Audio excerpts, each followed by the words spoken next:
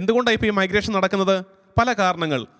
ഒരു political reason ഉണ്ട്, ഒരു രാഷ്ട്രീയ അരക്ഷിതാവസ്ഥ ഫീൽ ചെയ്യുന്നുണ്ട് യുവതലമുറയ്ക്ക്, അവർ പോകുന്നു.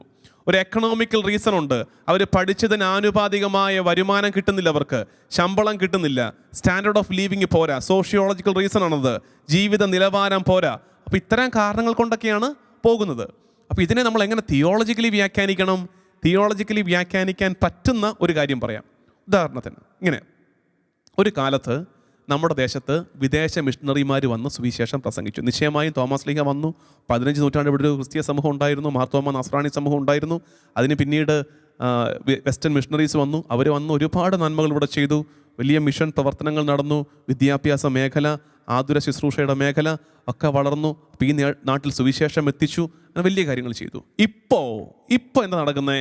ഇപ്പോൾ ലോകം മുഴുവൻ ഒരു ക്രിസ്തീയ മന്ദിപ്പുണ്ട്, ലോകം മുഴുവൻ ഒരു ക്രിസ്തീയ മരവിപ്പുണ്ട്, ഒരു ക്രിസ്തീയ മന്ദോഷ്ണത ഉണ്ട്.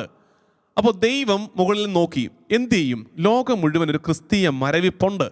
അപ്പോൾ കർത്താവ് തീരുമാനിച്ചു, എനിക്കൊരു പുളിമാവ് വേണം. എന്തിന്?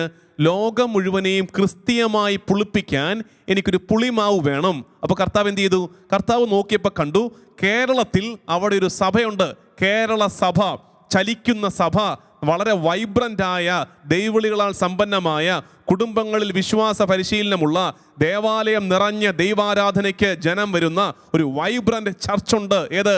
കേരള സഭ. കർത്താവ് തീരുമാനിച്ചു, ഈ കേരള സഭയെ ലോകം മുഴുവൻ പുളിപ്പിക്കാനുള്ള പുളിമാവായി ഞാൻ തെരഞ്ഞെടുത്തിരിക്കുന്നു. ഇപ്പം എന്ത് സംഭവിച്ചുകൊണ്ടിരിക്കുന്നത്? ഈ കേരള സഭയുടെ മക്കൾ ലോകത്താകമാനത്തേക്കും പോകുന്നു, എല്ലായിടത്തേക്കും ചിതറിക്കപ്പെടുന്നു. ഓസ്ട്രേലിയയിൽ പോകുന്നു, യൂറോപ്പിൽ പോകുന്നു, കാനഡയിൽ പോകുന്നു, US പോകുന്നു. എന്നിട്ട് എന്ത് ചെയ്യുന്നു? ചെല്ലുന്നിടത്ത് അവരെന്ത് ചെയ്യുന്നു? അവർ ബലിപീഠം സ്ഥാപിക്കുന്നു, അവർ കുർബാന അർപ്പിക്കുന്നു. അപ്പോൾ കുർബാന അർപ്പിക്കുമ്പോൾ എന്ത് പറ്റുന്നു? നമ്മുടെ കുർബാന അർപ്പണം കണ്ട്, നമ്മുടെ തിരുനാൾ ആഘോഷങ്ങൾ കണ്ട്, നമ്മുടെ കൂട്ടായ്മ കണ്ട് സായിപ്പ് ഞെട്ടുന്നു. ഇതെന്തൊരു സമൂഹമായി വന്നിരിക്കുന്നത്, ഇതെന്തൊരു സമൂഹമാണ് ഈ വന്നിരിക്കുന്നത്. ഇത് കണ്ട് അവർ ഇൻസ്പയർഡ് ആകുന്നു. അതുപോലെ നമുക്കും ചെയ്യണം. ലോകം മുഴുവനെയും ക്രിസ്തീയമായി പുളിപ്പിക്കാൻ ദൈവം ഈ കേരള സഭയെ തിരഞ്ഞെടുത്തതാണെങ്കിലോ നമ്മളും പോകുന്നൊരു പോലെ എന്താ പറയാൻ പറ്റുന്നത്? പോട്ടെ. പക്ഷെ പോകുമ്പോൾ ഒരു കാര്യം ഓർത്തേക്കണേ, ഈ ദേശം വിട്ട് പോകുമ്പം ആരെ കൂടെ കയ്യിൽ പിടിച്ചേക്കണം? കർത്താവ് തമ്പുരാനെ കൈ പിടിച്ചേക്കണം. ചെല്ലുന്നിടത്ത് ബലിയർപ്പണം നിർബന്ധമാക്കിയേക്കണം. കർത്താവിൻ്റെ സഭയോട് ചേർന്ന് നിൽക്കണം. ലോകം മുഴുവൻ ഒരു പുതിയ ക്രിസ്തീയ ചലനം ഉണ്ടാകട്ടെ.